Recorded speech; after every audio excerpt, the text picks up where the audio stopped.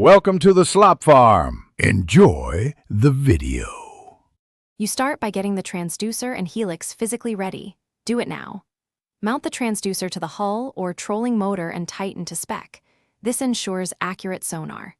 Next, connect the red lead to the battery positive and black to negative, with the inline fuse about 12 inches from the battery, then secure the Helix 5 to its bracket.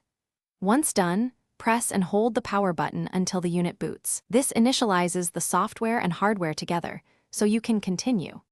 You now run the quick start wizard to set language, units, and time zone. This aligns readings to your preferences.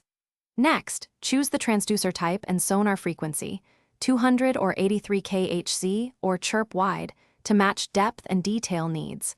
Lower frequency for deep water, higher for detail. Then adjust sensitivity and depth range. Zoom into structure if you need clarity. Make sure to enable auto-leveling or stabilize settings when the boat is moving, so sonar returns remain consistent. You finish by marking waypoints and saving them with a single button press. Name points so you can return easily. Then plot routes on the built-in map, set your expected speed and an arrival radius to trigger alerts. This automates navigation. Finally, confirm map detail and save settings.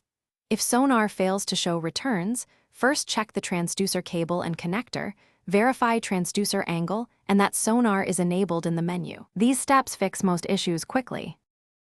Thanks for watching. Consider subscribing if we helped you today.